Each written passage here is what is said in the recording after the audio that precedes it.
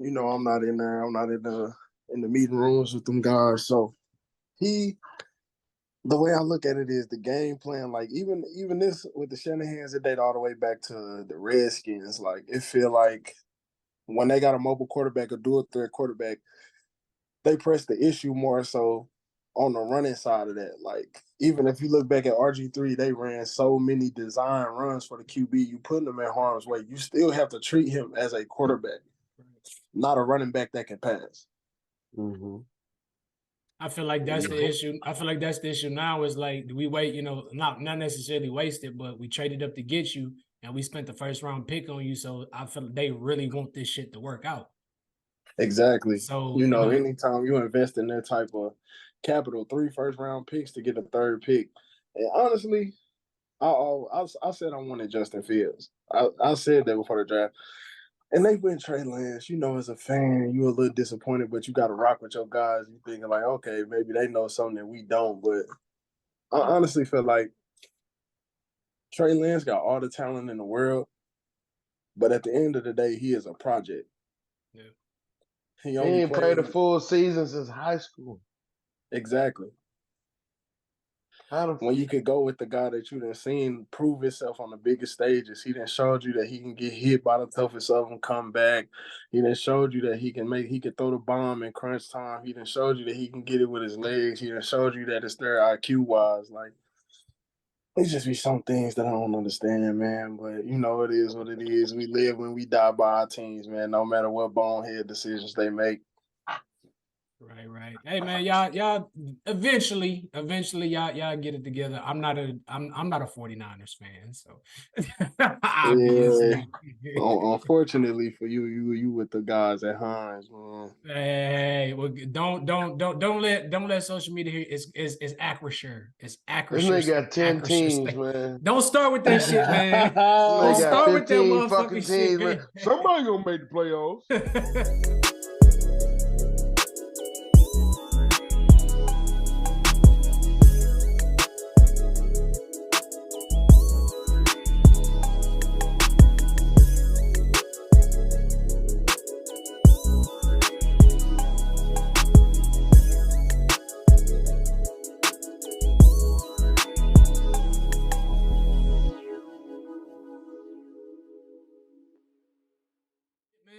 First things first, welcome to PPP, another episode of PPP Posse Podcast with Ryan and Tim. As always, I'm Tim. That's my dog Ryan, and we got a special guest for y'all today.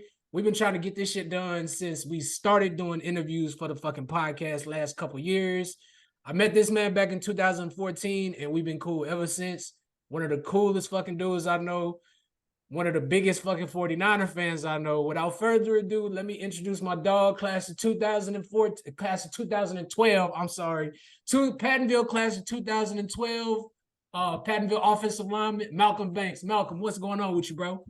Yeah, what's going on, man? Not too much, man. I guess once again, we happy to have you on the show, bro. I know it's been a long time coming. He's a rival. No, I'm playing. I mean, can you really call it a rivalry if you was getting scraped every time? Hold on. When I played, we never lost to y'all. So I can't. I don't know. You might be talking to Tim. That's right. Throughout my tenure as a starter, we only lost to y'all one. Oh well, y'all got spanked every year. We fucked y'all homecomings up twice. You got it, man. What Shawty Low say? Must be two sides. Y'all can speak for yourself because my introduction to Pattonville when I got to high school, it wasn't a good one. I can say that much. But man, speaking of that, so is that the first game of the season this year? Yeah, I think so. For Ritenour, that's cool. That might be next week type shit. Yeah. If I ain't working shit, we might have to slide up there, Ryan.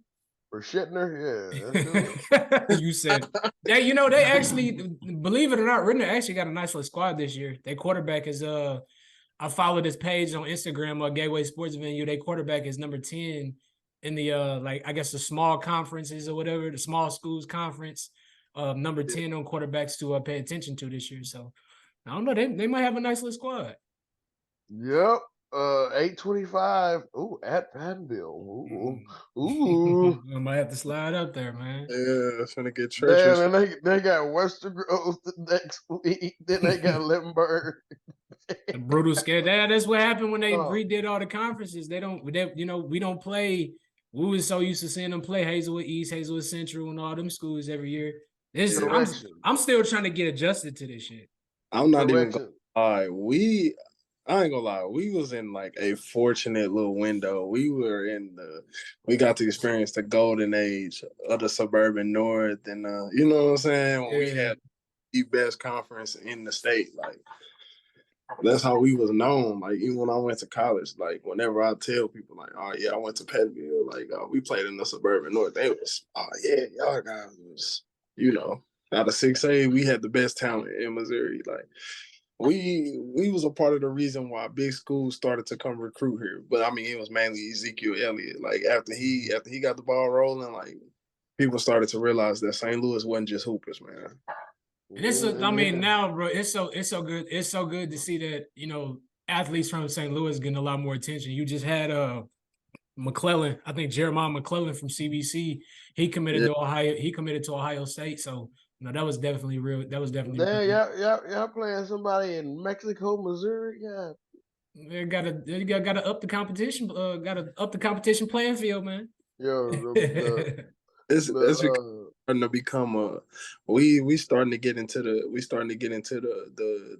big game, the grand scheme of things when it comes to high school sports. Like if you're starting to notice, like the bigger programs are moving on to play the nationally ranked programs versus the regular schools. They starting to move down and play more smaller programs. It's starting to become a bigger talent gap, but it's also a good thing for recruitment out of the area, and it's a good thing for the star players on those squads. Now because back when we was in high school, we didn't even think about traveling to go play at IMG or Bishop Gorman. Stuff like you couldn't think about it because that shit just flat out wasn't happening. You know what exactly. It was like they drop 100 points on us. We go play. You feel me? No, it's something I always want. It's something I always wanted to know from y'all point of view, because I know you went to Pattonville. I know what it was like the week. Like it didn't matter. It didn't matter what the team's record was. It didn't matter who. It didn't matter who was playing. It didn't matter what y'all's record was. What was it like at Pattonville the week y'all was getting ready to play Ritenour? Because I know what it was like at Ritenour when we was getting ready to play. I'm gonna let you. I'm gonna give you a second to go ahead and pop your shit for a minute, man. Man, I mean, classic. Rivalry weekend. Everybody locked in. Like that was the mindset. We can't lose. If we don't win no other game, gotta win that game. We had the coaches do the classic tactics. They pull out the newspaper articles. They might pull up a tweet or two and print it off, put it in the locker room, or like a Ritenour player talking trash, or whatever the case may be. They went through any type of little competitive edge that they could try to give us, like without cheating. Of course, but y'all was fouled. Y'all was fouled. My junior year, y'all broke into our locker room and like just trashed it. Allegedly. So, yeah. Allegedly, yeah. My fault, allegedly.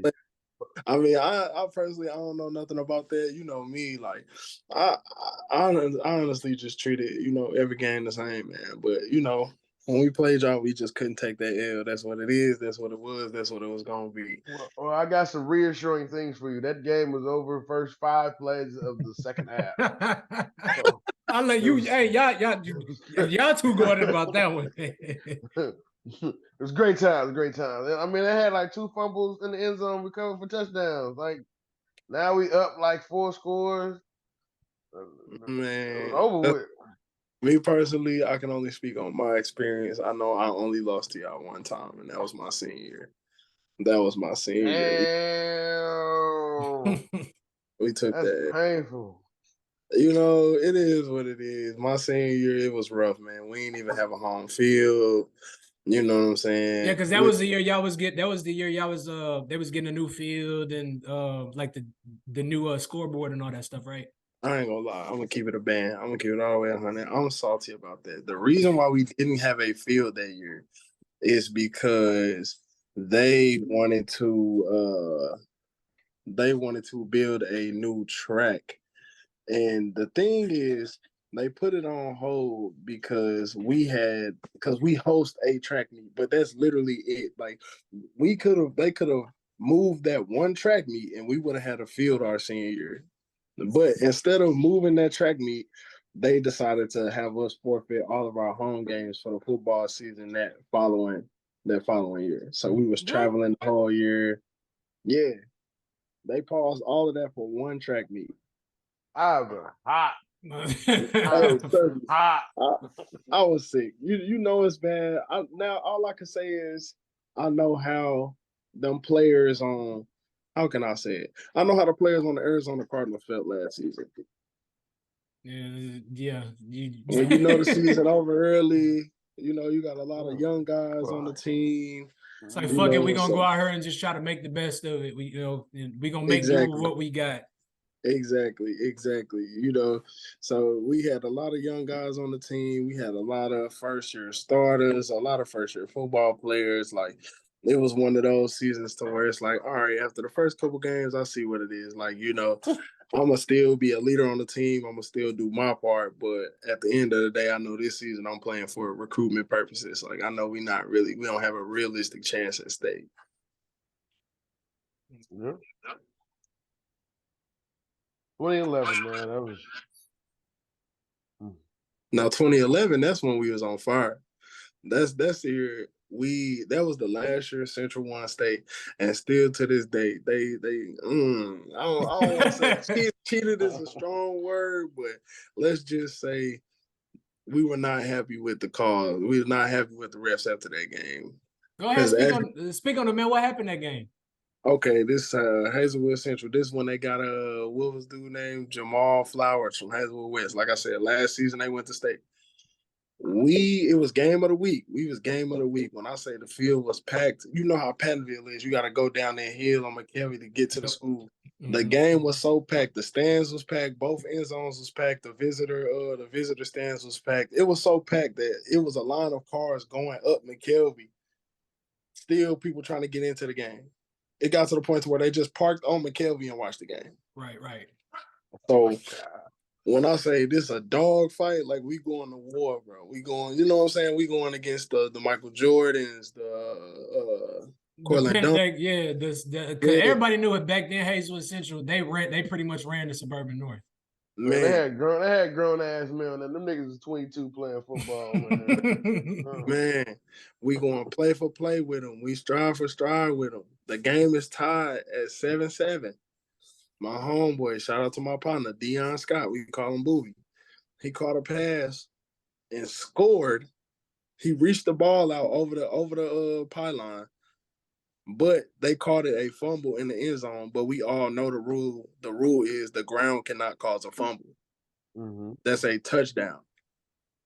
So they end up calling that back, and we lost the game on a Hail Mary. Damn. We lost that game 14-7 Hail Mary. Please, somebody catch this. Bro, that's terrible. We was a sleeper team that season. Like when I say we was, you know, everybody, the suburban North, the two teams that everybody watched was McClure North and Hazelwood Central. Mm-hmm. Like when I say we was dogging, like we had some crazy athletes on that team. We was competing with everybody. I wholeheartedly feel like if we would have won that Central game, that would have gave us the confidence to do what we needed to do that season. Man, it was crazy. We had a couple. Like I didn't play, but we had a couple. I didn't play junior, senior year, nothing like that. I was just, you know, I was always cool with a lot of guys that was on the football team. And they said the same thing about, because the way the format was, I think you had to win your last two games in order to get into the high school playoffs. I remember last 3 games of the season was districts, so you had to win 2 of them 3 games. 2 out of 3. Yep. So I think it was the 2000, yeah, like Ryan said, the 2011 season. That's when we went 8-0 and we lost and they lost our last 2 games. Wow. We had Brandon on the show. He said he feel the same way. If they'd because we was definitely rolling. They was rolling that year. You know, Terrence, we was number 10. We was ranked number 10 in the state. Yeah, Terrence was new player. Like he was I think newcomer of the year in the Suburban Conference. Brandon was rolling. Yeah, them last 2 years. Yeah, I remember that. Pino was our quarterback. Yeah, y'all was balling that year. Yeah, they lost those last 2 games. It was like Michael Vick with dreads. And Brandon talks about that all the time. That like if they could have got one of those last 2 games, that they could have made a run at state that year. Because we lost the Central like 16-8. Mm-hmm. Yeah, bro. They was losing some, but that was because everybody like Central was dominating because it was it was just timing, bro. They had that Alabama effect to where they was literally cycling through guys. Like as soon as a whole class of leave, they'll have a new class of seniors like just taking over, and they caught they caught that wave right at the time where it was a gap with all the other contending teams. So what I mean by that is like you'll have like the senior class, but everybody else on the team was freshman, sophomore. So they don't. The new guys coming in, they don't necessarily have that veteran experience. They don't have that. They feet wet, and they still like coming into their own. They still, still building their bodies up. They still weight training. They still learning how this game goes. And Central, they just so happen to, they kept retool. They start giving them steroids. They start giving them steroids in 7th grade. Hey, we can't speak on that. The one thing I will say is that they had the edge on. Central was low-key recruiting players back then. Definitely, bro. It's like, how y'all get this nigga and him? It still makes sense. Niggas be like 6'3". They playing one of them playing defensive end, and they go play tight end, and then they I'm like, bro. Oh, he's got offers from Tennessee and I said, Arkansas. I had a cousin that played for that plays for Central. So Marty, if you watching this, they saying that not they played against you, not me. So they ain't even get on McClure North yet. They was straight up robbing. I think they was paying kids to play, to be honest with you. they had that grown ass men playing, bro. I ain't gonna lie, I done heard a few stories like they didn't help people parents get cribs in the district to get their kids up in the school. Like Central, like even like I said, 2011 when they went to state, their quarterback went to Hazelwood West. They went and recruited him and got him to Central because that was the only thing that they didn't have at Central was a quarterback. We ain't coming with us, man. Come on, dog. That's why Hazelwood Central had that 5'7" dude playing quarterback that year. Like by the time you saw him, he's 7 yards upfield. Yeah, I think if I'm not mistaken, they was one of the first teams to go to the Wildcat because of that. I think they put Spencer Davis at QB. They was killing. For sure. Spin was one of the fastest dudes in the state. Okay, he broke another one. I'm sorry. Hopefully we can smack him this time before he gets back. They had them athletes. I can't lie about that. They did have some athletes, boy. Yeah, Central always had the athletes. Hell, for the longest time, we couldn't beat them at shit. I think the first time we beat them in like football or something was my sophomore year. The JV team beat them.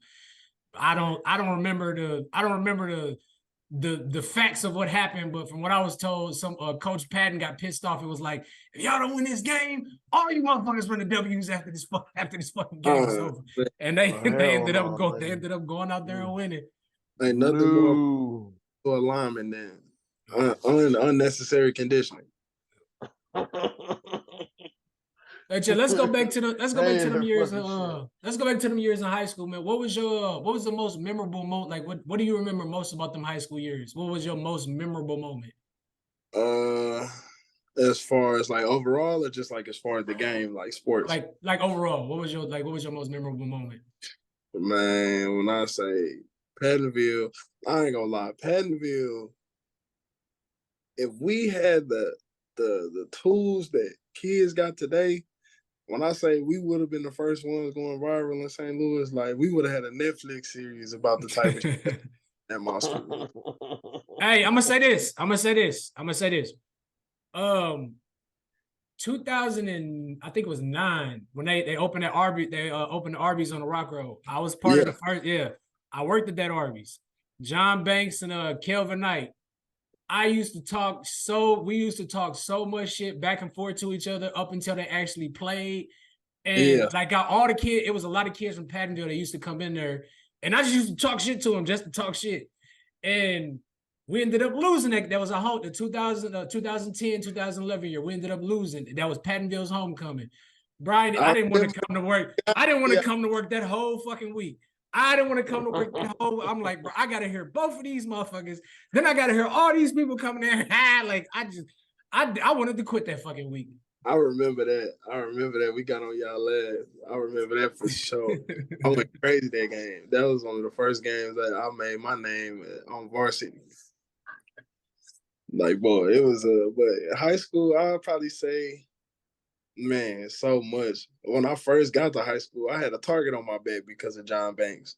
They heard my last name. Every class I went to, they called attendance. They called my last name. They looked at me.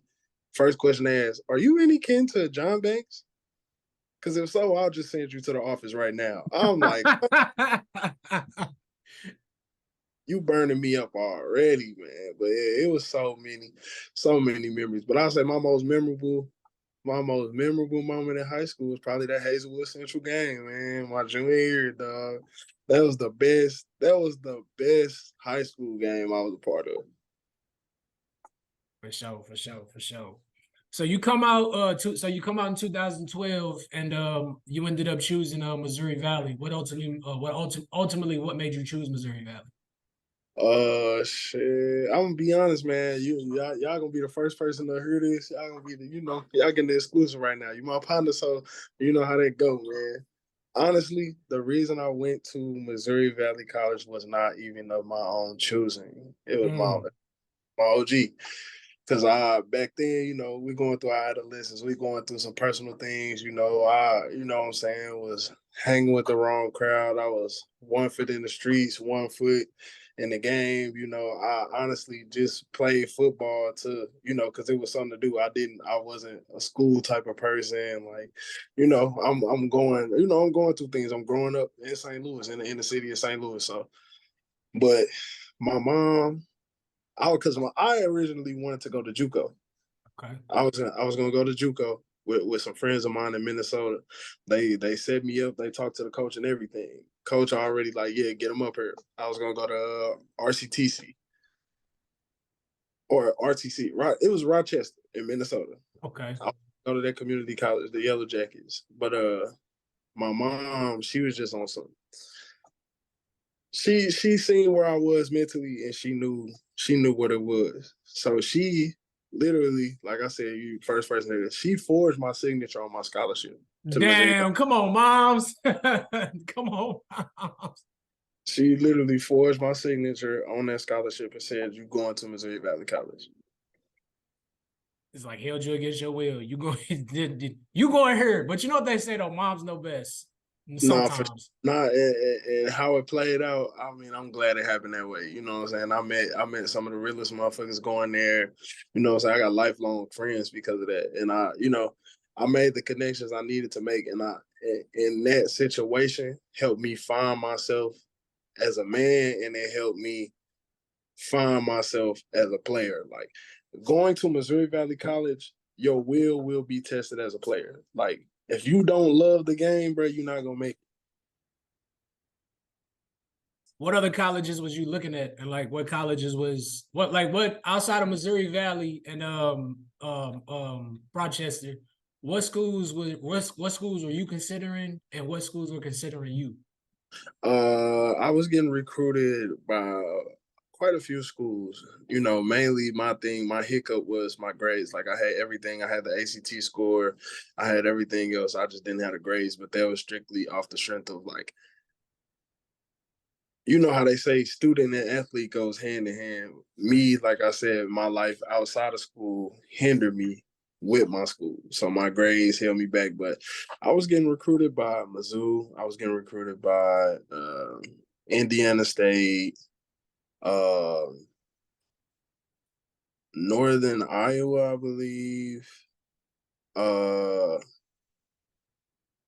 um, what's the name of that school? I can't remember. They yellow and purple. I want to say they in Iowa too, or it might be Dakota. I can't remember. But I had a couple of schools in Illinois, of course, some NAIAs, Mid America, Avila. But the main school I was looking at more than likely going to was Indiana State. Either Indiana State or Mizzou. Mizzou was the one I wanted to go to because, of course, it's the D1. It's the, you know, and then, you know, growing up in St. Louis, you know, you ain't got no choice but to low-key root for Mizzou, even though I'm an LSU fan through and through. Like, you know. Don't say that on this podcast, man. Do not say Ryan still have nightmares about this shit. Ryan, you get fixed. Ryan. It's fine. It's fine. It's fine. Fuck Joe Burrow. Fuck Jamar Chase. Hold on. Fuck Ogeron, nigga. Fuck the offensive coordinator. No, I'm playing. I mean, it is what it is. You know what I'm saying? Was you a Clemson fan or a Bama fan? Nigga, I'm an OU fan, man. You know how fucking depressing it is come playoff time. And then y'all robbed us in 03 for that national championship too, motherfucker. Motherfucker clearly fumbled. He fumbled the kickoff. We recovered it, scoop and score. They talking about he was down. I'm like, okay. How you down, the ball travels 5 yards away from you. Hey, that's how you know. Now you know how we felt how I felt at Pattonville when they did that to us against Central. Man, it's sickening, but you know the game fall how the game falls sometimes. Fair enough. Fuck So you Lincoln Riley too. He ain't never gonna get over that one. Hey man, Cotton Bowl. Shout out to Tulane. Indeed. So you mentioned Peanut. How other people know him as Terrence Hollins White.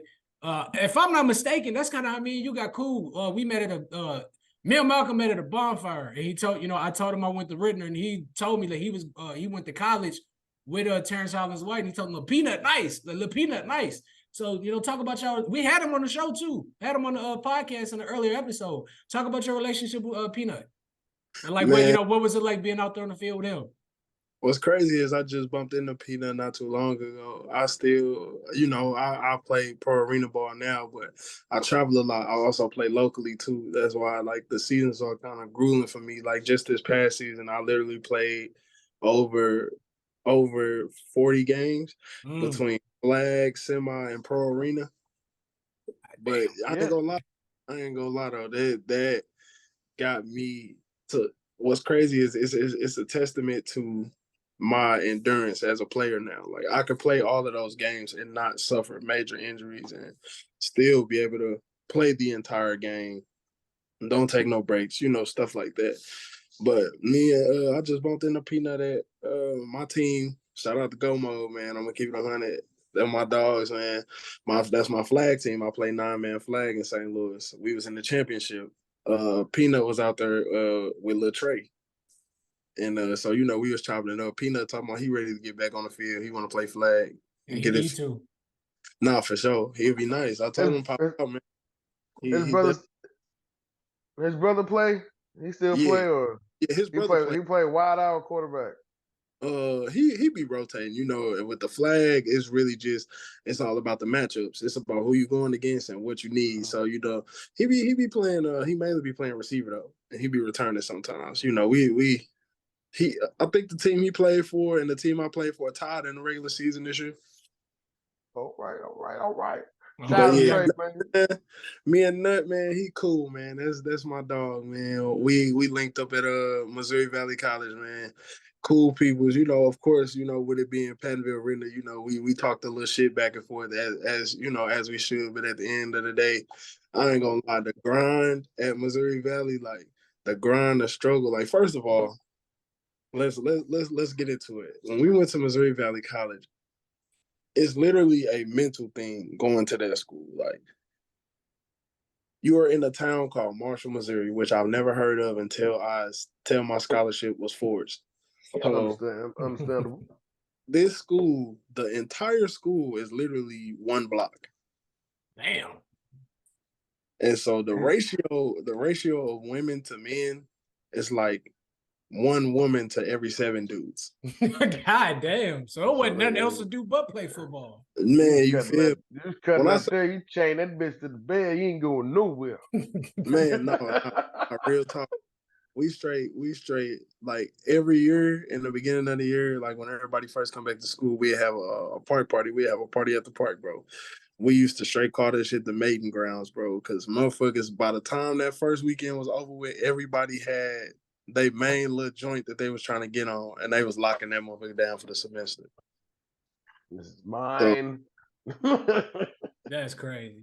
But yeah, man, me and Nut, bro, we linked up. We basically just got cool off, you know, talking about, you know, of course, we both from St. Louis. At the end of the day, that's one thing motherfuckers will say about St. Louis people. That pride run deep. So, you know, we got our little local rivalries, but whenever we out of town, it's St. Louis versus everybody. Mm-hmm. That's how it always go down. No matter what type of, whatever we got between us, when we go out of town, St. Louis motherfuckers will link up. And so that's how it was. Me, him, that boy Briggs, that went to that bro.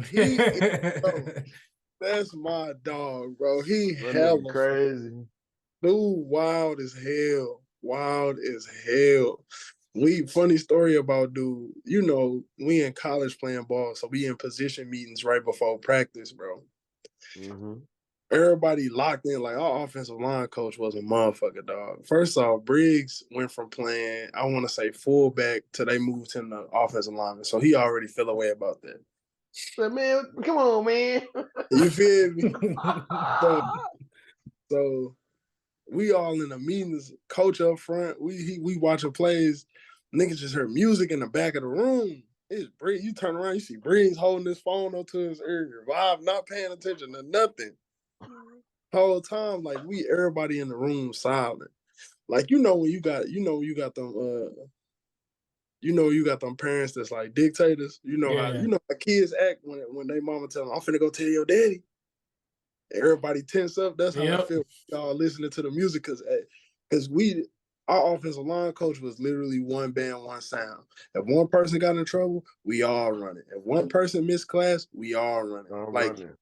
As an offensive line, we was literally like, that's where I got my work ethic towards the game from. My college offensive lineman coach, bro. I still to this day, I give him his props. Shout out to Brian Hiller, man. He taught me the most I ever learned about the position, bro. He turned me into the player I am. We was the first people in and the last people out every day. It used to be to the point to where we would do so much conditioning after practice sometimes we would miss dinner in the cafeteria. Like for every missed class, for every botched snap, for every missed blocking assignment, for every sack we gave up, for every penalty we gave up, he would literally sit on the sideline at practice, tally all of that up, and for every single one, that's a gasser that we have to run after practice. And what's a gasser? Gasser is when you go, it's not a full 100-yard sprint down the field. It's sideline to sideline. So down and back is one. Okay. And so he would tally up every single one. It's not like for every five penalties is one gasser. For every penalty, it's a gasser. For every missed class, it's a gasser. For every tardy, it's a gasser. For every missed block, it's a gasser. For every missed assignment, it's a gasser. For every missed call, it's a gasser. So we would literally sit in film and he would nitpick every play and tally it up. And at the end of it, we would run them hoes. Mr. Banks, you got 5 gassers. Antoine, you got 6 gassers. It ain't individual. It's all It's all a total. That was So the we got sick part. 75 gassers today. I know that shit probably had y'all out there ready to fight. Motherfucker. Oh, my mama. Mr. Banks, you missed class today. Fuck you, bitch ass nigga. Hey, I swear. Hey, motherfucker, go to class, man. I ain't even gonna lie to you, bro. Straight used to get like that. Cause it was, eventually motherfuckers got the memo. We'd shape up. But it was always, it's always that one bad apple, boy. Like when I say one or two, yeah. Oh, be ready to bang with them, bro. Be straight like, bro, we finna miss the cafeteria. Get jumped. And we gotta go to study hall. Come on, bro. So not only do I have to miss dinner, I'm a broke ass college student, so I gotta figure out how I'm finna eat. And on top of that, I don't get to go straight back to the crib and shower. I gotta go to study hall. Oh yeah, boy, you gotta see me. Finna get jumped by the whole offensive line. Because you couldn't go to class, man. God Man, damn. I ain't gonna lie, bro. It was this one dude in our school. I'll never forget it, bro. His last name was Crumb, bro. He played football. You know the little peanut dude off the Proud Family? Yeah. He built like him, but with a big ass bottom lip. When I say dude never went to class ever, it got so bad, bro, to where they had to pull up with campus security and the dean to his room. Like, all right, bro, if you don't go to class right now, bro, we finna kick you out right now. Man, come on, man. Damn, man. No, one of the video on Instagram were like the whole offensive lineman, they was beating on their teammate door because the coach told them like, hey, if dude don't show up on time, y'all running nothing but hundreds today. And they got this the whole offensive lineman standing outside in the hallway beating it like, bro, wake your motherfucking ass up. Bro, for real, because they ain't going down today. Them coaches be dead ass. They do not be exaggerating, bro. And so, okay, so as a lineman, I know everybody's different, but I want to know what's your preference. You prefer pass blocking or run blocking, and why do you choose either or? Me personally, I prefer pass blocking. Okay, but for me, it's because I like not to sound or shit. I'm gonna just be honest based off how I feel. No, go pop your shit, man. Go ahead. I like the dance of it all. Like that's when you really get into it. That's when you really get into it. Run blocking is more so scheme based, it's leverage based. But when you get into that pass set, that's when you really see what it is. That's when you really see who is who. That's when you really see what is what. Because when you in the run set, depending on the front, you get the help, you get the double team, the running back can save you. When you in that pass set, it's you and him. Kill or be killed, sink or swim. It's based off your skill set versus his skill set. We gonna see who finna drop their nuts at this line of scrimmage. Who gonna do what and who gonna make something happen. So I personally prefer pass blocking. I like I said, I like the sing and dance of it all, man. I like that opportunity to where I can lock in and I could really check a motherfucker temperature. So okay. You didn't like on the running plays where you pull and then you just cream that nigga that get lost trying to find where the ball is. I mean, you never had fun in that. Yeah, of course, as a lineman, you enjoy that, but for me, I'm a true competitor. That's my nature. Like when I say I hate losing more than I like winning, like that's how deep it get. Like I can get over. Like for me, I get over a win in the same night, but when I lose, that shit sizzle in my soul. Like that like when I say a loss will haunt me. Like, bro, I feel a way about that. Like I straight can't sleep that night. Like teammates be on some, man, all right, yeah, we lost. Let's go out, kick it. Nah, I'm in the crib, bro. Y'all got it, bro. Like straight feel away. And like the run blocking is cool, but I feel like the way I feel about it is with the run blocking, it's there. Like I know how I'm coming with that run blocking, but with the pass blocking, it's more so. I like the fact that it's more skilled. It takes more focus. It takes more skill. It takes more. how can I say it, mental fortitude to literally dominate your pass set time after time after time in the game. Versus in the run, it's equivalent to see ball, get ball. Like in the run game, it's not too much thinking. You really just working your leverage and trying to drive somebody. But when you in the pass game, that truly shows how valuable an offensive lineman is. It shows how athletic you have to be a lineman, that you're not just big. So as an offensive lineman, does it ever get frustrating when like, because you know how whenever you got a good running game or the running back break a big run, like, oh, the running back got off on that play. But then like when when the line breaks down or like when the running back has a good game, you hear, oh, he ran for 200 yards. Oh yeah, the running back had a hell of a game. Don't nobody give credit to the offensive line. But like when the QB constantly getting hit and the QB constantly getting sacked, oh, the offensive linemen ain't do shit. These motherfuckers can't block for this motherfucker. Like, does it get frustrating to hear that shit? And like, how do you respond to that? I mean, of course, because I've had my fair share of games where it's like individually I'm dominating my matchup, but as a whole we look shitty. So yeah, and the greatest quote that my coach ever told me is, "The lineman just like the AC in the car. You never hear nothing about it until it don't work."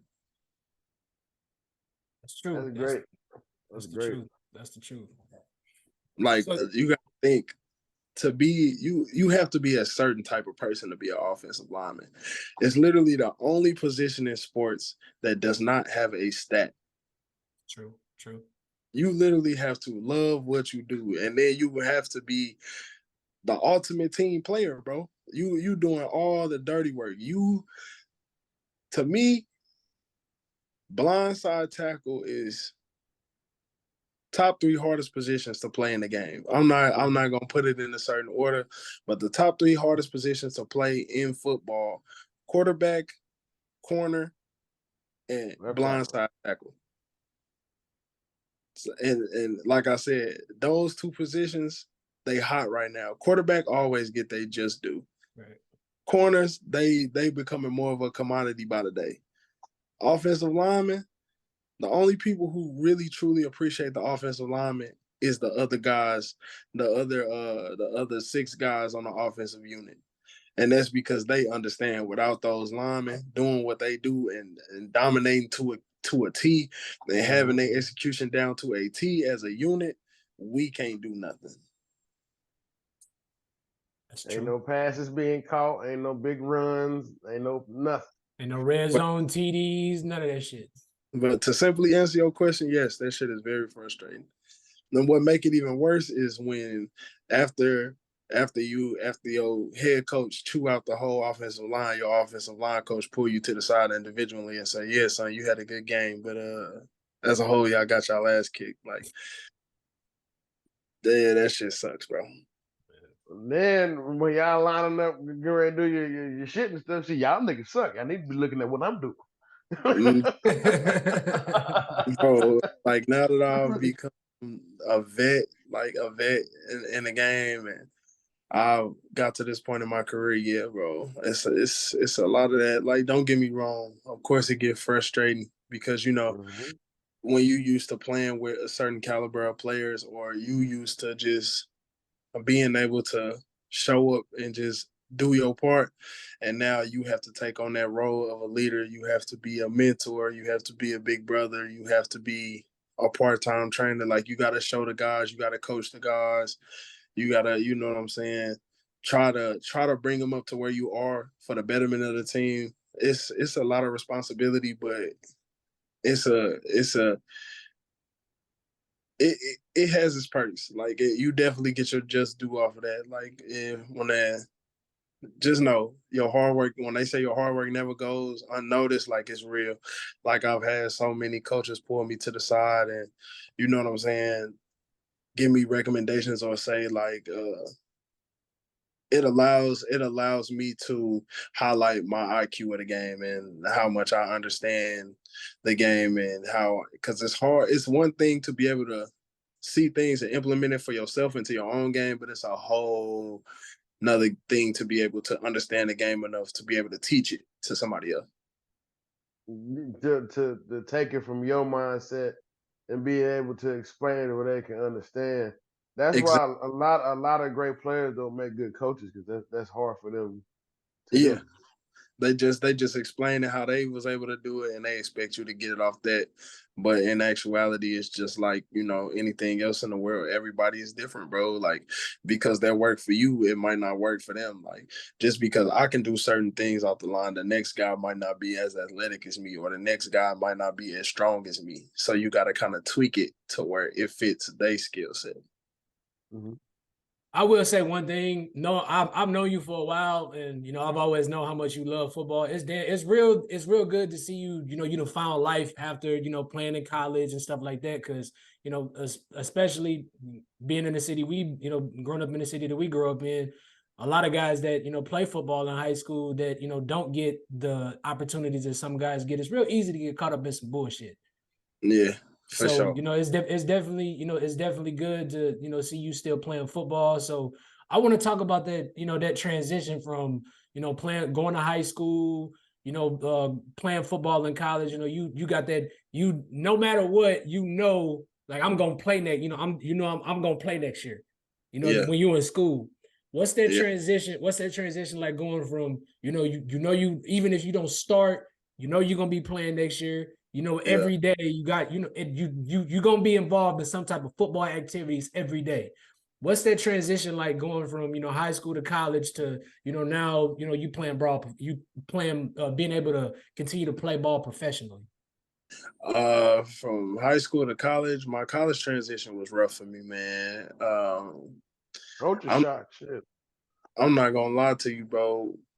College took my love of the game away for a while, like just because, like I said, my coach, bro, he demanded greatness.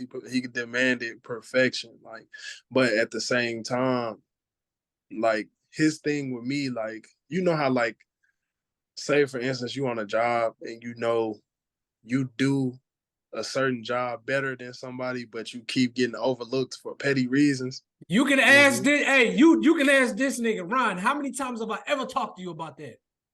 A lot. So I know, but my bad, bro. Go ahead. Yeah, bro. That was pretty much the story of my college career. So, man, eventually it started to take a toll on me mentally because I know the caliber of player I am. And you watching somebody, like I said, I'm a true competitor. So that burns inside of me, bro. I'm watching somebody play my position. Like, that's how I always feel. That's my position. Like, I'm watching somebody play my position and not perform as well as I will perform, but you're not going to start me due to something like, okay, I might not be at the playing weight that you would like me at right now, off a few pounds. But at the end of the day, the way I look at it is the way I've always been taught from since I was a shorty all the way up to now. All my whole career, I've always had to fight for anything I wanted. Even when I first came into the game, I was 9 years old playing with 11-year-olds. So you already know what it is. I'm little bro. I always been little bro. And when you little bro, you gotta fight for everything. Mm-hmm. I'm watching, you know what I'm saying, guys not perform as well as me, but you're not starting me because of my weight, or you know what I'm saying? And like I said, eventually you keep getting looked over for little stuff like that. I started to, like I said, I was never really a school guy like that. So then I started to feel like, all right, if y'all not gonna let me play, I really start slipping in school, stuff like that. So once I finally left college, I thought I was done. I thought I was done with football. I had fully wrapped my mind around the fact that I'm never going to play again. And one of my close partners, my day one, shout out to my dog, my boy, Dominique Young, man, aka Don Brady, man. Go stream that man music on Apple Music, man. Don Brady.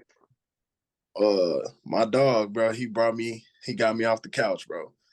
He started playing semi-pro with the Missouri Cyclones. Well, no, it was actually the ECMO Eagles at first. Mm-hmm. And then there was a situation with them that, like, I want to say the head coach and his wife, the leaders of the organization, they was using like racial slurs and stuff like that. So, as a black man, you can't stand for that, bro. So Right. left there, ended up with the Missouri Cyclones. And, you know, I always, like, my IQ, my understanding of the game was always higher. My skill set was always there. My athleticism was always there. I've never been a average guy. Like, whenever I'm on the field, I've never been just a middle of the pack player. I've always been one of the best on the field. So, you know, with me coming in at prototypical lineman size, I'm 6'5", 3. I'm out of shape at this point. Like I said, I haven't been playing football, none of that. So I'm like 6'5", around 330. I get out there and, you know, I feel refreshed. You know, I'm back playing with the guys that I was playing with in high school. Me, Deion Scott, Kevon Johnson, Lakeem Good, a couple of other buddies of mine, Dominique Atkins. You know, I'm out here with these guys that, you know, I enjoy playing the game with. So it reignited the flame in me. And then, you know, as any real competitor knows, it's just like riding a bike. Once you get that first taste, once you smell that blood in the water, it's no looking back at this point. So, you know, I'm playing with the Missouri Cyclones.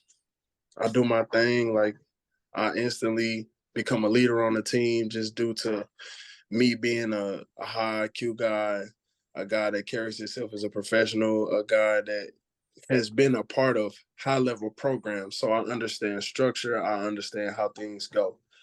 And so, you know, I progressed through that. And a couple of buddies of mine, shout out to my boy D. Reese and Dom again, they get picked up by an arena team in Vegas, the Las Vegas Kings, which is the team that I just played for this past season. So they get their opportunity. And luckily for me, just me being the dude I am, they felt highly of me enough to pass my name along and give me an opportunity. So through word of mouth, they ended up getting me a chance. The coach hit me up, told me if I can get out to Vegas and make it to the trial and do my thing. Like he told me, he's like, yeah, those guys speak real highly of you. They say you're a great guy. Not only are you a great guy, you are a great player. And I've watched some of the film. You look like a high caliber player. I can tell that you know what you're doing, you know. And so I got out there. I paid for my own flight. Got everything, you know. You got to take a chance. You got to take a chance. You can't be scared to take a risk in this game. Like, it's really betting on yourself at its finest. Like, you got to be able to sacrifice your own money. I done went broke for this. I didn't, you know what I'm saying, went nice without food for this. But it's all because I believe in myself and I know what I'm capable of. So I use my own bread, get out there, and me and a couple of other guys from St. Louis, me, like I said, my boy D. Reese, my boy Carlos Richardson that went to Hazelwood East. We out there, we on a tryout for one weekend. And so, you know, at this point, I'm looking at it as this is my first chance to get paid to play the game. So I'm locked in. We get out there. Day one. You know, they just want to see, they do little things to see, you know, are we keeping ourselves in shape, like extensive warm-ups, like stuff like that. They trying to see who huffing and puffing, like who really been working out and who just, you know, who in shape. So we get out there, I make it through that. You know, as a lineman, like I said, we hate cardio. I'm going to keep it all the way 100. I don't care what no lineman say. If you point me to a lineman and say he like cardio, I'm going to show you a liar. So I make it through that. And for me, I knew that was going to be the hard part because I know how I'm coming on the field. When the bullets get to flying, I know how I'm coming. Ain't nobody going to outgun me. So we get to the live drills, I'm showing out inside run, and this is a arena format, so it's 8-man. No, a lot narrow field. The field is a lot more narrow, right? The field is a lot more narrow, and as an offensive lineman, it's going to be a test of your individual skill set because in 8-man, it's literally 3-on-3. You got a 1-on-1 every time. So if you losing your matchup, it's way more noticeable. And so we go inside run first. I'm dominating.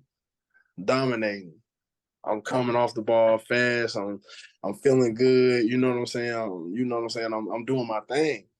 And I remember the first play I made that was like it caught everybody's attention. It was the first snap. They ran toss. I was lined up at left guard, but for arena it would be like left tackle. I'm on the island by myself. They ran toss right. So, they expected me to just wedge off and sit there. I take off. I shoot down the line and at an angle to where when they hit the edge, I'm at the top. And so I'll tell the running back, come on. So I'm telling the running back to set him up. So as he make a move, I peel back and crack back 2 players at the same time. Okay. So that's how I'm coming off the rip. So we go through the whole practice, man. Like I said, I dominated, bro. Like whenever I get put in them, like those the situations I live for. The do or die moments, I'm gonna either pick you, I'm gonna pick him, or when the light's brightest, bro, it's some people they star power diminish, and there's other people that thrive in them moments. I'm one of them people that thrive in them moments. I've showed up time and time again in championship situations. I showed up in playoff situations, regular season, you name it, bro. So, like I said, the trial is all weekend. After the first day, the coach pulled me to the side and said, "We don't need to see you no more, son. You on the team." So, ever since then, man, I got that opportunity, man. I ain't looked back. I've been doing my thing. This will be 3rd season arena. Congratulations. Appreciate that, man. And it mean a lot to me because I took an unconventional route to get where I'm at. Like a lot of people don't really see success when they got to do what I had to do, like going from being an unproven guy, leaving college. Like you really got to be able to humble yourself to come into them situations because, a lot of guys, they so used to living off their past success, they feel like that still should hold weight to now. And it's like, you got to understand, once you took that time off, the game don't stop. So when you fall off and you stop playing, you literally get written out. So when you come back, it's like they don't know you. You have to prove yourself all over again. And so I came in with that professional mindset, and I've always been a realist with myself. Like I'm always gonna be my own toughest critic. So I came in with that mindset and that chip on my shoulder. Like I gotta prove myself. Like it don't matter. Everything I did in the past don't matter. This is a whole new lease on life right now, and I got it, and it's gonna be whatever I make it. And so, I'm just trying to take advantage of that. I've been blessed with a few opportunities along the way. I'm starting to experience the business side of things. I've had coaches from teams that I played the same night reach out to my coach trying to trade for me. Like that's like I go into every game with a chip on my shoulder. I want your best player, and I want to dominate that matchup. I want to show that when it comes to these trenches, I'm him. I'm that one. If you could come, if you feel like your nuts big enough to come see me, come on. And I'm gonna show you what it is. It ain't gonna go how you think it's gonna go. Like it's do or die for me every time. Like, and I got that Warriors mindset, bro. I'm gonna go out on my shield every time. Cause I feel like once it comes down to skill sets, I feel like I can match up with anybody. I done went against guys that went to the NFL. I done went against guys that's all-star selections, all-state, all-metro. I done did it all. I done went against SEC guys. I done did it all, and I done beat them all. Don't get me wrong. It's some guys that that I took a lot of L's to. Like when I first went to college, bro, it's a guy, Ty Phillips, bro. Ty Phillips, my boy Carrington, that went to McClure North, bro. Amazing athletes, bro. Real deal D1 guys. I done got some work, bro. I done been in some real battles. So now it's to the point to where I don't get nervous. You know what I'm saying? I done seen competition on every level. So I'm prepared for it all, bro. I embrace it all. And I like that because when I go against guys that I know I'm gonna dominate, it get boring for me. I like somebody that's gonna keep me on my toes. I like somebody that's gonna keep me thinking. I like somebody that's gonna keep me engaged every snap of the game. But so far, man, bro, I can't ask for nothing more, man. I'm just trying to make the most of my opportunities, man. I've got chances to I've been offered private workouts with XFL teams, things like that. Unfortunately for me, I've encountered, a couple of injuries, but that's all a part of the game, bro. It just so happened to happen at, bad timing, but it is what it is. Everything happened for a reason, man. I'm back. I'm finished out my last season. Great. I'll say since I've been in the arena and out of a total of 3 seasons, I've only allowed one sack and maybe one TFL. Okay. Well, damn it, there's a spot for you. Well, I do want to I do want to say this, bro. Like I said, I'm proud. I said it before. I'm proud of you. I'm happy that I'm happy you still able to, pursue your dream and, you getting paid to, do what you love. But I also, I want to compare that to the podcast. A lot of people don't know, like, bro, I work 2 jobs. I got a daughter. I'm on a schedule. I still find time, like even we was doing the episodes breaking down, the teams and stuff like that. I work 2 jobs. I got a daughter. I, make sure I'm a big part of her life. I still find time to come home. It don't matter if it don't matter if I'm in between jobs or I'm getting off my second job, 11, 10:30, 11 o'clock at night. I'm coming home, I'm taking notes, I'm watching videos, I'm listening to other podcasts. So when I get on here and do this podcast, I know exactly what I'm talking about. So exactly. I'm not just getting on here the same with Ryan. Ryan worked 2 jobs. He may not think so, but shit, he helps me a lot with this shit. Especially with the college side. He knows more about the college side than me. So we feed off of each other. So it's like, if you I don't care what you do, I don't care where you at. If this is something you really want to do, if you have something you really want to do that shit. Like with this podcast shit.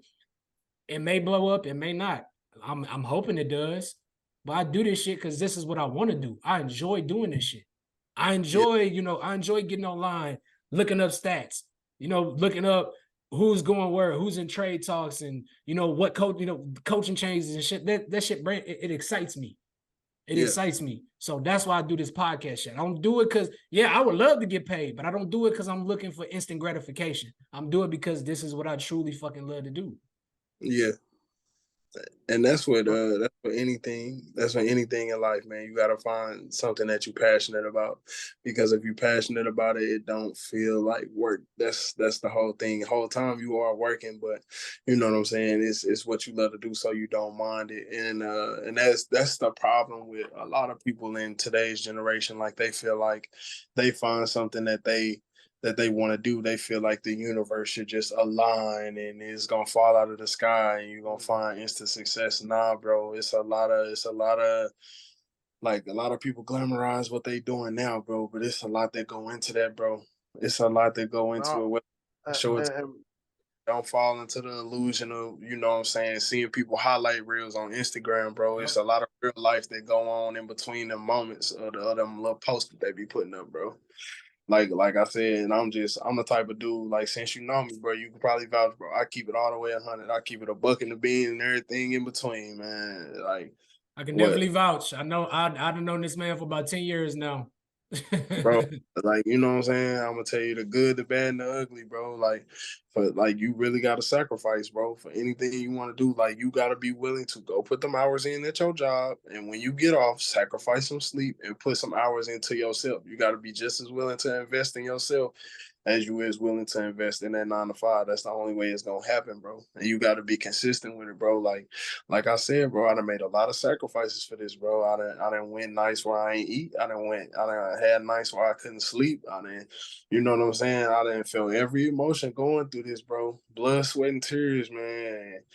And as long as you got that dedication, bro, and you got that consistency, bro, that consistency gonna take you everywhere you need to go. Whenever people, because it's a lot of people that's gonna start it up because it sounds good. Just like just like around New Year's, everybody on January 1st, that's when the gym be the most cracking. Mm-hmm. Give it to about February. A nice amount of people gonna fall off. Around March, some more people gonna fall off. If you one of them people that stick it out through that whole 12 months, bro, you can change your life. So just apply that same mentality to anything else you doing, bro. That's really what it is, bro. It's that consistency, bro. And I salute you for what you're doing, dog. Like it's a nice platform, bro. This is a great platform for athletes such as myself to, come and tell their story, probably help the next person that's going through the same thing that I was going through, bro. That because I preach that to my partners all the time, man. It'd be players that like I know got the talent. Like I done been at the next level. So I know who got what it take to make the cut and who might have to work a little bit harder, bro. So for me to be able to, express that to them and give them avenues or be able to put a phone call in like, hey coach, I know you might I know I'm not playing for you right now, but I know you looking for a wide receiver. I got a guy right here. I'm about to send you his film. Check that out for me. For me to be able to make them type of calls and do those type of things to get guys that I know looking for that opportunity a chance, bro, I mean the world, bro. So, Ryan, you was about to say something. What was you about to say, bro? Just piggybacking off what he said, that instant gratification. There's a lot of work that goes into it. There's a lot of people missing out on going to that party and kicking it with their friends to better themselves and hone in on their crowd. So I mean, like you get what you put in. So and then there's another quote: "If you get it easy, you lose it easy. Keep that in mind." So it's all about the work you put in. If you put in an X amount of work and you feel like you're not getting the results, so change your approach to it. It's all about your approach and it's all about your effort level. Yeah, for sure. For sure. That's why I rock with y'all boys, man. From the day that Tim hit me up talking about yeah, bro, I'm finna drop a podcast. Like, I ain't never, you know what I'm saying? You know how people is where we from. They might, oh yeah, this sound cool. Or they might, oh yeah, how people be making memes, how your little podcast doing. You know what I'm saying? I ain't never been that type of dude, bro. I always, you know what I'm saying? Coming from where I come from, bro, any of my partners, I know for a fact, if you doing something that I know make you happy, bro, and it's helping you be a better person, and it's leaning towards your progress as a person, bro, I'ma support it wholeheartedly, bro. And you know what I'm saying, I want all the success for y'all boys, man, straight up. I appreciate it, bro. Appreciate that. Most definitely. I know we getting short on time because I know it's getting late, so I only got a couple more questions for you. First question, as a former high school offensive lineman, I know shit is different now with social media. These kids getting a lot more exposure or whatever. Not just what can you give to a lot, what advice can you give to these high school athletes? What advice can you give to a lot of these high school offensive linemen? I would say, bro. You know what? Scrap. You know what? Fuck that, Bob. Because I don't want to target just one position. What advice could you give to not just football players, but these high school athletes that's getting ready to come out of that's getting ready to transition, take that next step, and going into college? I would say, man, first and foremost, bro, with where things are now, you have access to so much more, comes with so much more responsibility, bro. I would say dedicate your time to mastering yourself, bro. That self-discipline is key, bro, because it's so many factors in the outside world now, bro. Like you got access to everything at your fingertips with your phone, especially now with NILs and so many other things, man. It's a game of who can stay focused, bro. Like I ain't gonna lie, I'm gonna quote one of my favorite rappers, man, Young Jeezy, bro. What he said? He said, "It ain't about who bred the longest. It's about who can stay out on these streets the longest." So it ain't about who getting to it right now, bro. Stay locked in with yourself, bro. That's really what it is. Like, you gotta sacrifice that short-term gratification, bro, for the long-term success, bro. Like, one of my favorite people, RIP Nipsey Hussle, bro, one of my greatest influences, bro, got me through some of the hardest times of my life, bro. Like he said, this life a marathon, that's not a sprint. A lot of people think just because they come out the gates fast that they gonna end up first place at the finish line. It ain't 100 meters, bro. We running this thing. We running this marathon, bro. So if it's you running your own race. It's you against you. It's you against the clock. It's not you versus the next man. The minute you start putting your focus on the next man, that's the less focus you putting on yourself and what you got going on, bro. So my advice would be, bro, stay locked in with yourself, bro. Every day, wake up thinking, how can I at least get better in any way, shape, or form before I go to sleep, bro? If you could keep that mindset to try to get at least 1% better every day, bro, that 1% gonna add up. Most definitely. Preach. Yes, sir. Now, last question. We gonna talk a little football here, little NFL here. Me and Ryan made our picks last week. Yeah. I need to know. I'm not gonna get Super Bowl picks. Give me your NFC Conference Championship pick. Not winner, but what teams you see playing for the NFC Conference Championship, and what teams you see playing for the AFC Conference Championship. NFC Conference Championship. I feel like it will. I know what you're gonna say. I know what you're gonna say. Yeah, I feel like it's gonna end up being a rematch. I feel like it's gonna be the Eagles and the Niners again. You know how that go, man. The Cowboys they can have the best roster on this planet. They can have the monsters, bro. They still gonna shit the bed, bro. The Cowboys are choke artists. That's what they do. Just like the Cardinals, bro. Cardinals are the Cowboys of our division, bro. They are choke artists, bro. They just, it's a couple black cats that ain't got killed yet over there. That's all. That's all. Hold on now. They actually made it to a Super Bowl in the 21st century now, unlike the Cowboys.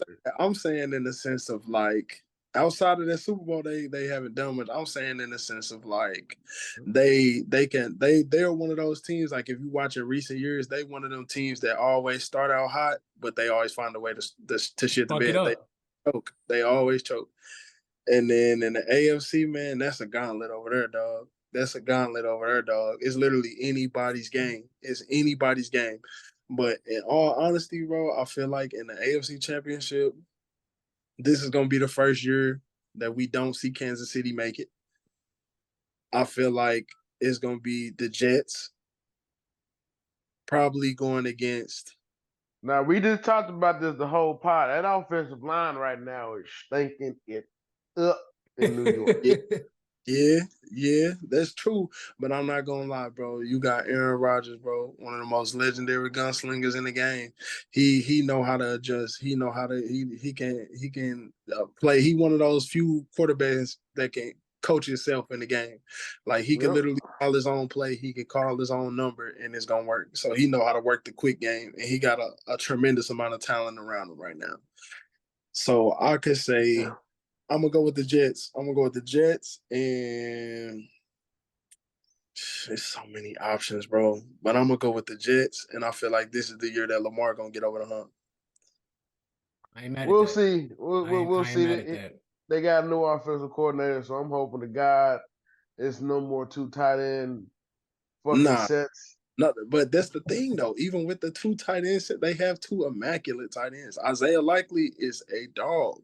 He is a dog, bro. He a wide receiver in a tight end's body, bro. His route running is crazy. Separation is crazy. He got good hands, too. So they got so many weapons at their disposal, and I feel like with Lamar now, he got that sense of security with that contract, bro. For everybody talking that injury prone talk, watch this, bro. I don't think he was injury prone last year. He was like, you know what, bro, fuck this. He didn't play because they ain't pay him. It was plain and simple. The writing was on the wall. Y'all don't want to pay me. I'm not going. I ain't playing. I'm not fun. We saw like and they said Shannon Sharp even said it. The last person to go out there and put their body and sacrifice their body for the team. Look what happened to RG3. So and look, I say as a Steelers fan, that nigga was here. His knee was over there. as a Steelers fan, as a diehard Steelers fan, y'all know I can't stand the mother. I fucking hate the Ravens, but I'm able to put my fandom aside. I fuck with Lamar. I like Lamar. Would I like to see Lamar get? Would I like to see Lamar get a Super Bowl? Yeah, I would. I would love to see Lamar get a Super Bowl. So, that's all I'm. This after his beloved Steelers and Patriots and Cowboys and Vikings and You stop. and Rams. Hey, you stop that shit right now. You stop that motherfucking shit right now. Look. Steelers, Rams. This nigga, hold on. Steelers, Rams, Chiefs, and I fuck with the Eagles a little bit. Hold on. Remember the year the Eagles won a Super Bowl? This nigga ain't not gonna let this shit go. This nigga ain't said shit about the Eagles the whole year. You know, the Eagles might do it, you know, once the playoffs get ready to start and shit. So the day of the fucking Super Bowl, this nigga show up in this old ass Eagles shirt I've never seen him wear or since. And I'm like, oh, okay, now you an Eagles fan. All right, nigga. So then, okay, that's 8 teams now, Tim. Ain't counting. Hold on. For him to talk about me being an Eagles fan, you did watch the episode last year when I predicted what the Super Bowl score was going to be, didn't you? I told everybody what was going to happen. I watched football. I studied football. I told you motherfuckers what was going to happen. You got the score right. I got the momentum swing right. It's probably going to be a turnover late. It's going to change the outcome of the game, and boom. Yeah, that boy Andy Reid, a bad boy, man. He know how to exploit. He know how to. The thing about him is, bro, how can I compare it? He knows how to turn football into basketball in the sense of he gonna find your weakness and he knows how to shift 11. He knows how to shift 10 men to isolate that one weak link. For sure. Yeah. Right before the season, I want to do another episode right before the season starts, just like to cover the big storylines. So I definitely want to get you back on to talk about that. But I'm gonna have to cut this one short because it's getting late and my ass got to be up at 4:30 in the morning for work. But as always, we thank y'all for tuning in to another episode. And once again, tell your friends about us, like, share, subscribe. Malcolm, we thank you for joining us, man. Go ahead, shout out, let the people know what you're doing these days. Oh yeah, man. Appreciate you again, man. Like I said, bro, I can't wait to come back on, man. It's always cool, boy. It's always cool rapping with y'all boys, man. Right now, just wrapped up the season, man. I'm in off season. I'm letting my body heal. Then, I'm about to get back to the grind, man. I had a slight injury that I gained a little weight. So, man, I'm about to, like I said, take these couple weeks off the season, heal up, and then I'm right back in the gym, man. I tapped in with my nutritionist, man, my trainer. We about to get back to work. So, I'll be locked in. I'll be ready by the spring. I got, now is the time of year where you got to go through the boring part of the job, man. You got to talk business. You got to sit down with coaches, team representatives, and, chop it up, see what situation is best for you at the end of the day. So, right now I'm talking to a few different teams, about to, trying to see what situation sound the best, what situation will highlight me the most, man, so I can make that jump.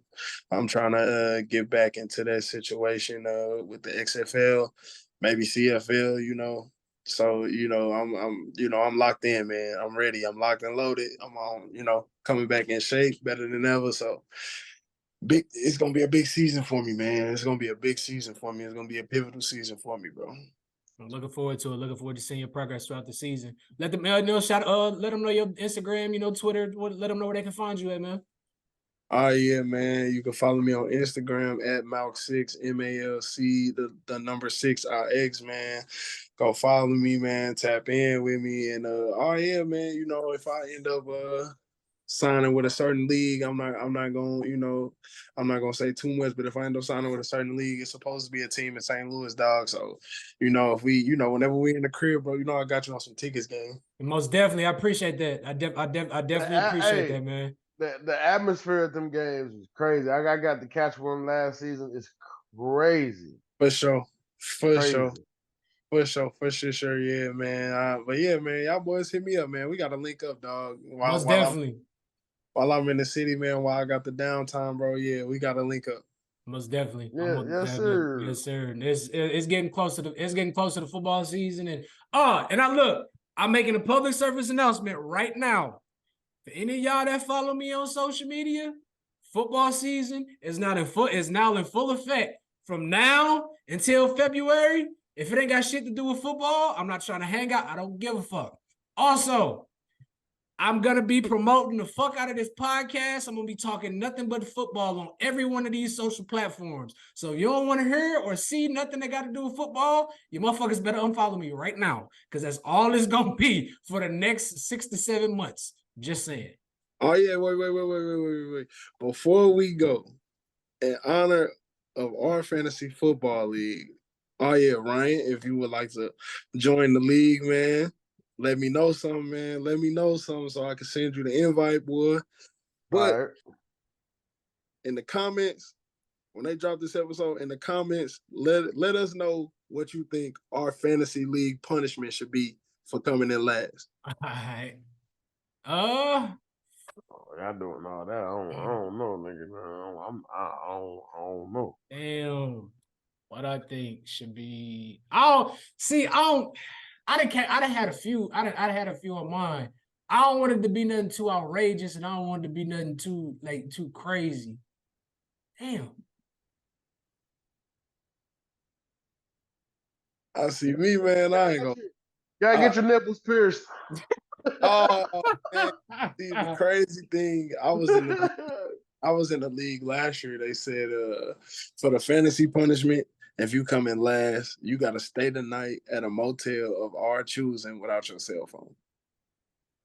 Damn, that's crazy. I'm gonna have my cell phone, nigga. Fuck that. If y'all want me to stay at Super 8, nigga, at least let me have my phone. That's fucked up, dog. Damn. Yeah. That's some crazy. That's some crazy. Damn, that's some fuck. Now you got me sitting up here trying. I ain't gonna lie. Hold on. I got it. We all grown now, right? We grown now, right? Okay. Yeah. Okay. Loser, last place in the fantasy league, you got to kill a whole fifth of whatever bottle of alcohol of our choosing. Everybody gonna take a vote, and you got to kill a whole fifth by yourself. You got to kill that shit. Niggas gonna spend that $12. Yeah, you gotta kill that. You gotta kill you gotta buy. Everybody gonna take a vote on a bottle, and you gotta of our choosing, and you gotta kill a whole fifth of that shit to yourself. Man, matter of fact, since we here on your pod, man, I'm gonna give you the exclusive scoop on how we gonna do the draft lottery, bro. All right. This is the format. I'm gonna put everybody names into a drawing, and we gonna do a Royal Rumble on WWE 2K22. It's completely computer controlled. We just gonna be watching. All right. So whoever out of the names picked, when your name get picked, you get to pick what character you choosing to represent you. Okay. So I'm working now. I'm working tomorrow night till about 9:00. So I mean, if I can't get on a Zoom call, but just text me whenever you doing everything, and we'll get it cracking from there.